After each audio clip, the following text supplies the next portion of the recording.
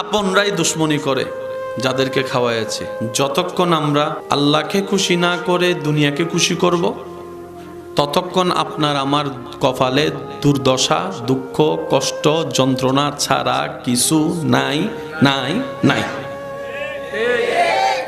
তো এবার বান্দা বলে, আল্লাহ আমি কি সন্তান হয়ে মা বাবাকে খুশি করব না? তুমিই তো বলেছো মা বাবাকে নারাজ না করতে। আমি কি স্বামী হয়ে স্ত্রীকে খুশি করব না? তোমার নবী তো বলেছে স্ত্রীকে খুশি করতে।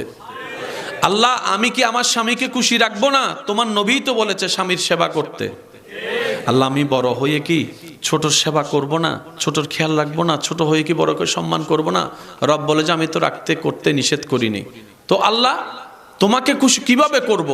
রব বলে যে আমাকে নারাজ করে দুনিয়াকে খুশি করবি, কপালে দুর্দশা। আর আমাকে যখন তুই খুশি করার কাজে লেগে যাবি, আমাকে খুশি করার জন্য সৃষ্টিকে খুশি করবি, আমি আল্লাহ সৃষ্টির অন্তরে তোর জন্য ইজ্জতের ব্যবস্থা করে দিব, মহাব্বতের ব্যবস্থা করে দিব। এমনও হতে পারে তুই দুনিয়াতে থাকবি না, এক্সিস্ট করবি না, কিন্তু পরম্পরায় তোর নাম মানুষের অন্তরে সম্মানের সাথে রয়ে যাবে। সুবহানাল্লাহ।